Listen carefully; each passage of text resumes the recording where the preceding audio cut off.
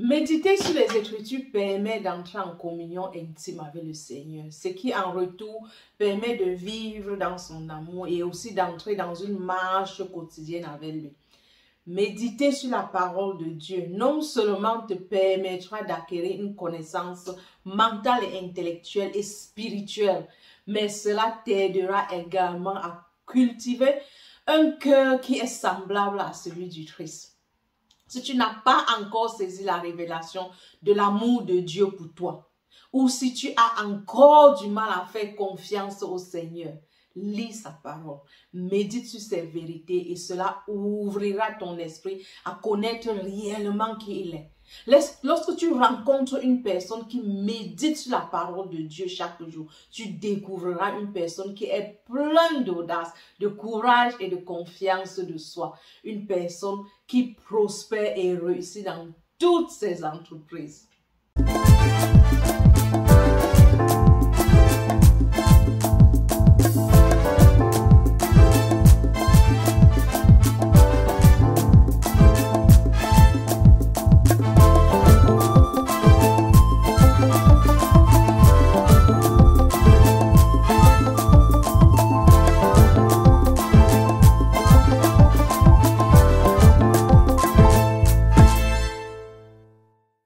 Bienvenue à notre chaîne Worldly Nation, où tu apprendras la clé du succès et de la prospérité selon la parole de Dieu. Tu auras le plaisir de découvrir que Jésus t'a déjà donné accès à une vie abondante, une vie de plénitude. Comme nous lisons dans le livre de Jean chapitre 10, verset 10, Jésus dit: le voleur ne vient que pour dérober, égorger et détruire. Mais moi, je suis venu afin que vous, mes brebis, aient la vie et qu'elle soit dans l'abondance. Jésus continue dans Matthieu chapitre 6, verset 33, en nous donnant la clé de la vie abondante. Mais d'abord et surtout, cherchez, visez, luttez pour son royaume et sa justice, sa manière de faire et d'être juste, l'attitude et le caractère de Dieu. Et toutes ces choses vous seront également données. J'ai découvert au fil du temps que vivre une vie abondante et prospère consiste à connaître le Créateur, à devenir comme lui, en caractère, car être à son image te permettra de réaliser que toute sa création dont tu désires est déjà à ta disposition depuis ta création. Je suis Sinclair Sima, je vis une vie bénie et toi aussi tu peux. Les 2 dernières semaines, j'ai enseigné sur l'importance de la lecture de la parole de Dieu, qui est non seulement notre lettre d'amour venant de notre Père Céleste, qui nous adore, mais aussi qui est notre guide pour vivre une vie abondante et prospère, une vie surnaturelle dans un monde naturel. Aujourd'hui, j'aimerais tirer l'attention sur le fait que juste lire notre Bible sans méditer sur les paroles de la Bible ne nous profitera pas. Car ce sera comme mâcher de la nourriture dans la bouche et ne pas avaler. Méditer sur la parole de Dieu est ce qui fera une grande différence dans ta vie chrétienne. La Bible n'est pas un roman comme tous les jours, mais plutôt un livre qui a le pouvoir de transformer ta vie. Et pour cela, tu devras prendre le temps et inviter le Saint-Esprit pour ouvrir ton esprit à sa compréhension. La méditation est une discipline qui te permettra de recevoir la révélation de la parole de Dieu. Le plus souvent, c'est lors de la méditation que le Saint-Esprit nous révèle la définition des Écritures, la pensée et le cœur du Seigneur dans un passage. C'est lors de la méditation que le Saint-Esprit, qui est notre enseignant, nous instruit. C'est lors de la méditation qu'il nous conseille. C'est lors de la méditation que nous recevons souvent des prophéties et des réponses à nos prières. C'est dit dans le livre de Jean chapitre 8 verset 32. Ainsi vous connaîtrez la vérité et la vérité vous rendra libre. Pour que cette vérité nous rende libres, nous devons méditer là-dessus pour le recevoir. Les Écritures suggèrent que méditer sur la parole de Dieu peut avoir un effet permanent de paix et de force dans nos moments difficiles. Une chose que j'ai appris dernièrement lorsque j'étudiais sur ce sujet de la méditation est que tout un chacun de nous méditons en longueur de journée. Auparavant, je pensais que méditer, c'est aller dans un coin, un endroit calme et tranquille et inviter le Seigneur à nous parler. Mais j'ai appris que la méditation a différentes formes. Oui, ce que je viens de décrire, c'est une forme de la méditation. Mais la forme courante et commune de la méditation que tout être humain pratique sans même se rendre compte, c'est réfléchir sur un problème en longueur de journée. C'est imaginer le pire dans cette situation. C'est ça la méditation. Tenir une pensée en esprit et laisser que cette pensée domine notre esprit en longueur de journée. Et ainsi nous voyons finalement cette pensée se manifester dans notre vie. Par exemple, imaginez quelqu'un qui pense qu'il est malchanceux. Cette personne remplit sa pensée des réflexions comme celle-ci. Pourquoi rien de bien ne m'arrive jamais? Pourquoi je n'ai pas une vie comme telle ou telle? Je savais qu'on ne me choisirait pas pour ci ou pour ça. En effet, tu remplis ta pensée des phrases qui sont en accord avec ta théorie d'être malchanceux. Et ce que tu es en train de faire, c'est de méditer sur le fait que tu es malchanceux et ta vie se remplira des opportunités qui confirmeront ta théorie. Alors que si tu prends un passage de la Bible de Dieu qui se trouve dans Deutéronome chapitre 28 verset 6, le Seigneur vous bénira dans toutes les circonstances de votre existence. Si en longueur de journée, tu répètes ce verset dans ta pensée, ayant rendu cela personnel en toi, en étant certain que c'est à toi que le Seigneur s'adresse personnellement. Tu le dis, le Seigneur me bénira dans toutes les circonstances de mon existence. Pendant que tu lis ce verset, fais fréquemment des pauses pour méditer sur le sens de ce que tu lis. Absorbe la pensée dans ton système en t'attardant, en réfléchissant et en renvoyant encore et revoyant encore dans ton esprit, en considérant de nombreux angles différents comme spirituel, santé, matériel, physique, émotionnel et intellectuel, en demandant au Saint-Esprit comment appliquer ce verset dans ta vie. Médite jusqu'à ce qu'elle devienne une partie intégrale de toi. Imagine ce que ta vie sera avec ce verset. Le Saint-Esprit te montrera comment cela est possible, comment elle est vraie dans ta vie. Répète ce verset sans cesse dans ta pensée. Laisse que ce passage devienne révélation pour toi. Tu répètes ce passage en longueur de journée. Le Seigneur me bénira dans toutes les circonstances de mon existence.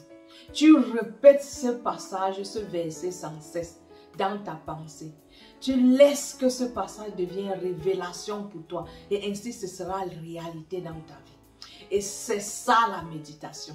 Si tu associes à cela la méditation où tu prends quelques minutes en journée et t'assois avec le Seigneur dans le calme et la tranquillité et tu lui demandes de te parler concernant une situation dans ta vie ou un passage que tu aimerais connaître, comment appliquer cela dans ta vie. Chaque jour, tu l'écouteras te parler par ses écritures ou dans ton esprit. Partout dans la Bible, nous voyons que le Seigneur nous invite à méditer sur sa parole. En effet, le Seigneur a dit que la clé du succès et de la prospérité se trouve dans la lecture et la méditation de sa parole jour et nuit. Dans Josué chapitre 1 verset 8. Que ce livre de la loi ne s'éloigne point de ta bouche. Médite le jour et nuit pour agir fidèlement selon tout ce qui est écrit. C'est ça alors que tu auras du succès dans tes entreprises. C'est alors que tu réussiras. Et dans Somme 1, verset 2 à 3, heureux l'homme qui ne marche pas selon les conseils des méchants, qui ne s'arrête pas sur la voie des pécheurs et qui ne s'assied pas en compagnie des moqueurs. Ce qu'il aime, au contraire, c'est l'enseignement du Seigneur. Il le médite jour et nuit. Il est comme un arbre planté près d'un cours d'eau. Il produit des fruits quand la saison est venue. Et son feuillage ne perd jamais sa fraîcheur. Tout ce que cet homme fait réussira. Nous voyons que méditer sur la parole des Écritures nous permettra de produire de bons fruits en toute saison, car nous serons en constante communion avec le Seigneur au travers du Saint-Esprit. Nous l'écouterons clairement, car notre esprit sera en constante communion avec son esprit. C'est facile de lire la Bible comme un roman et ne jamais prendre le temps de méditer sur sa parole. Combien d'entre nous pourront sincèrement dire que méditer sur la parole de Dieu constamment est ce que nous faisons? Combien d'entre nous prenons le temps d'examiner sa parole? Personnellement, cela ne fait qu'un an que j'ai compris l'importance de la méditation de la parole de Dieu. Et chaque jour, je cherche à grandir dans la méditation, dans ma relation avec mon Père en méditation. Et je découvre que lire et méditer, en effet, sont des méthodes les plus sûres pour construire une relation intime avec mon papa. Méditer sur la parole nous permet de nous concentrer sur Dieu et lui permettre de nous parler. Cela nous permet de comprendre ce que Dieu nous communique à travers sa parole. Et finalement, la méditation permet à Dieu de nous rappeler son amour et sa fidélité envers nous. Au collège biblique où je vais, tous mes instructeurs sont franchement bénis avec le don de l'enseignement. Je reçois des enseignements tellement profonds qui m'aident à comprendre la Bible comme jamais auparavant. Je comprends facilement les Écritures et samedi dernier quand j'étais au collège avec mon esprit curieux, j'ai posé la question de savoir comment se fait-il que ces enseignants connaissent si bien la parole de Dieu, la Bible. Un élève de 3e année m'a dit que c'est grâce à la méditation que ces enseignants passent des heures et des heures en journée en méditation. Et grâce à la méditation, ils reçoivent la révélation de la parole de Dieu. Et j'ai décidé que j'aimerais aussi comprendre la parole de Dieu comme eux, ils le comprennent. J'aimerais avoir cette grâce que je vois sur eux, où Dieu les révèle vraiment, je ne sais pas, son cœur dans la parole de Dieu. J'aimerais être comme eux. J'ai décidé de mettre sur pied un programme où chaque jour, je prends du temps, je m'assois en silence avec le Seigneur, en lisant ma Bible, lui permettre de me donner la révélation de sa parole. Il y a une enseignante qui nous a dit que en longueur de journée au travail, ce qu'elle fait, c'est qu'elle prend des pauses de 5 minutes et elle va aux toilettes, elle s'assoit. Elle ne va pas là-bas pour faire ses besoins, mais juste pour s'asseoir pendant 5 minutes et elle invite le Seigneur à venir la parler. Elle invite le Seigneur à venir être avec elle pendant ce temps de calme, et de méditation, peut-être sur un verset qu'elle a lu le matin avant de sortir de la maison. Elle s'assoit carrément et elle entend le Seigneur lui parler. Le Saint-Esprit lui donner des révélations sur ce verset qu'elle a lu. Et j'ai décidé d'appliquer cela, peut-être pas aux toilettes, mais en longueur de journée, j'ai décidé que je prendrais des pauses peut-être d'1 minute, de 2 minutes, de 5 minutes, où je m'assois calmement et je médite sur la parole de Dieu. Je médite en prière sur un problème que j'ai besoin de la solution. Et je reste là calme et j'invite le Seigneur à venir être avec moi en communion, où il me donnera, je sais pas, des instructions pour ma vie, où il me donnera des interprétations de sa parole. Et je vous invite aussi à faire pareil. C'est vraiment une joie de prendre le temps et d'écouter le Seigneur nous parler par son Esprit Saint. Prendre le temps et méditer sur la parole de Dieu, tu remarqueras que tu auras un plus grand sens de la direction de Dieu dans ta vie. Lorsque tu pratiqueras régulièrement la méditation, plus tu médites, plus tu auras davantage faim de la parole de Dieu. Ton désir de la connaissance de sa parole grandira en toi. Tu verras aussi que ton esprit commencera à s'aligner avec le désir et la volonté de Dieu pour ta vie. Et l'ennui dans ta vie spirituelle commencera à diminuer. Tu aspireras et anticiperas à passer plus de temps avec le Seigneur en méditation. Tu commenceras également à remarquer que tu ressens plus de joie dans ton cœur et d'amour pour les autres autour de toi. Tu commenceras à apprécier ce que tu as dans ta vie pendant que tu aspires à plus. La méditation quotidienne de la Bible permettra à ton esprit d'être constamment connecté à l'Esprit de Dieu. Et ainsi, tu ne manqueras pas ce que Dieu désire faire pour toi et au travers de toi. En d'autres termes, méditer sur les Écritures, c'est permettre à la vérité de la parole de Dieu de circuler de la tête à ton cœur. C'est s'attarder tellement sur la vérité de Dieu au point où ça devient une partie intégrale de ton être. Comme l'exemple que j'ai cité plus tôt, le Seigneur me bénira dans toutes les circonstances de mon existence, dans Deutéronome 28:6. C'est laisser cette parole de la Bible quitter de la connaissance intellectuelle à la révélation dans ton cœur. Et crois que c'est vrai, car le Seigneur te le promet. Notre croissance et notre maturité dépendent de la lecture de la Bible quotidienne et de la méditation de cette parole de la Bible. Méditer sur la lettre d'amour de Dieu envers nous, c'est nous réjouir de sa parole de Dieu. Et ceci nous amènera à nous réjouir en Dieu. Et en retour, nous réjouir en Dieu chassera la peur dans notre vie. Je vous encourage à prier avant et après la lecture des Écritures. Priez pour que le Saint-Esprit vous parle. Méditez sur chaque ligne de l'Écriture et permettez au Seigneur de donner la vie à votre âme au travers de ces Écritures. Parlez-lui pendant que vous lisez. Mais n'oubliez pas de bien écouter, car jusqu'à ce que la Bible commence à vous parler dans votre esprit, considérez que vous ne la lisez vraiment pas. C'est pourquoi Dieu nous dit de ne pas seulement lire ou entendre ses paroles, mais plutôt de lire et de méditer sur sa parole. Méditer, c'est réfléchir, parler, relire, réentendre, partager avec les autres et entendre les autres aussi vous parler de la parole. Notre méditation, notre discours intérieur ou notre auto-réflexion exprime souvent de l'inquiétude, de l'incrédulité, des critiques envers les autres ou envers soi-même, de l'agitation des activités, des plaintes ou des tensions, des regrets ou des remords. Nous devrons remplacer la méditation mondaine de ce monde qui sont fréquemment des inquiétudes et des plaintes par la méditation divine qui est l'appréciation des promesses de Dieu envers nous dans sa parole. Une bonne méditation devrait remplacer une mauvaise méditation. Une méditation saine devrait remplacer une méditation malsaine. Il s'agit seulement de se réjouir, de méditer sur l'enseignement de Dieu qui se trouve dans sa précieuse parole et permettre que cela remplisse notre esprit, notre cœur, notre vie de sa vérité, plutôt que de remplir notre esprit des ordures qu'on trouve tout autour de nous dans ce monde.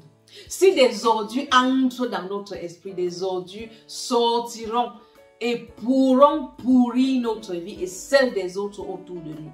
Mais alors, si nous méditons, si nous laissons que la parole de Dieu entre dans notre vie, cela se manifestera hors de notre vie, au travers de nos paroles, de nos actions, qui sont courage, audace, bonté, gratitude, amour envers nous et envers tout autre autour de nous. Nous devrons devenir une terre fertile et féconde qui produira de bons fruits et qui produira des fruits à toute saison. Contrairement à la méditation du monde où l'objectif est de vider son esprit, la méditation biblique a pour objectif de nous remplir la conscience et la pensée de la parole de Dieu, des œuvres de Dieu, des promesses de Dieu, de l'amour de Dieu envers nous. Donc je vous encourage vraiment non seulement de lire la parole de Dieu, mais de prendre du temps pour mâcher cela et avaler, pour méditer sur la parole de Dieu, pour comprendre son amour pour nous, pour laisser que ses promesses deviennent vérité pour nous, pour méditer sur les promesses de Dieu. et de les rendre personnels pour nous. Quand Dieu nous dit, il a tant aimé le monde qu'il a envoyé son Fils unique mourir pour nous. Nous prenons le temps de méditer sur cette parole, de la grandeur, la profondeur de l'amour de Dieu. Pourquoi il a laissé son Fils venir mourir pour nous? Parce qu'il nous aime. Qu'est-ce que c'est que cet amour de Dieu? Dans quelle dimension puisse recevoir cet amour de Dieu? De quelle manière puisse donner cet amour aussi autour de moi? Nous méditons sur cela. Nous demandons à l'Esprit Saint de nous ouvrir l'esprit à comprendre ce genre d'amour. Ce genre d'amour qu'un être humain ne peut pas nous donner, mais que Dieu nous a donné. Nous méditons sur cette parole. Nous remplissons notre cœur de la connaissance de cet amour, du degré de cet amour. Et nous invitons l'Esprit Saint de nous faire comprendre cela, de laisser cette vérité quitter de notre tête à notre cœur. Nous personnalisons ce passage. Le Seigneur m'a tellement aimé, moi Sinclair, moi Céline, moi Patrick, le Seigneur m'a tellement aimé qu'il a envoyé son Fils unique mourir pour moi. Si j'étais la seule personne qui vivait dans ce monde et qui péchait, le Seigneur aurait envoyé son Fils mourir pour moi. Une fois qu'on reçoit cet amour, on se pose maintenant la question de mon Saint-Esprit. Montre-moi comment je peux aussi transmettre cet amour autour de moi. Une fois qu'on reçoit la révélation de l'amour de Dieu envers nous, nous devons aussi méditer sur des moyens de permettre que cet amour sorte de nous pour se manifester autour de nous. Car ça commence de l'intérieur de nous. Quand nous recevons cela, nous devons aussi manifester cet amour autour de moi. C'est ça, méditer sur la parole de Dieu. C'est laisser que la parole quitte de notre intellect pour devenir une révélation dans notre cœur. Car la parole dit quoi? De ton cœur sortira de ta bouche ce qui est rempli dans ton cœur. Donc si l'amour de Dieu remplit notre cœur, l'amour de Dieu sortira de notre bouche pour se manifester autour de nous. C'est ça la méditation. Ne lisons pas seulement la parole de Dieu. Méditons sur la parole de Dieu et voir comment ça peut transformer d'abord notre vie et ensuite transformer les vies autour de nous. Laissons que la parole de Dieu nous transforme. Si la parole de Dieu ne nous parle pas, ça veut dire que nous ne lisons vraiment pas cette parole. La parole de Dieu a le pouvoir de nous parler, de nous transformer à l'image de Dieu et que nous devenons Jésus autour de nous. Donc quand nous commençons à voir des transformations en nous par nos actions et par nos paroles, c'est là où nous pouvons certifier que là, je lis la parole de Dieu, car ça commence à se manifester au travers de moi. Lisons la parole de Dieu.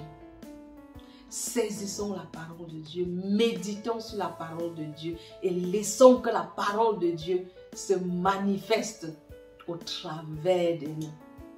Merci une fois de plus d'avoir suivi cette vidéo. Si vous avez aimé, mets un aimé pour que cela permette aussi à d'autres personnes de suivre cette vidéo. Abonnez-vous, cliquez sur le bouton d'abonnement pour être les premiers à être notifiés quand nous publions de nouveaux contenus. Laissez vos commentaires, partagez avec nous ce que Dieu est aussi en train de faire dans votre vie, car vos commentaires, vos témoignages ont le pouvoir de transformer aussi la vie de quelqu'un d'autre. Suivez-nous également à Instagram à Je suis Sinclair Sima. Restez bénis et jusqu'à la prochaine. Rappelez-vous toujours, nous sommes bénis pour être une bénédiction.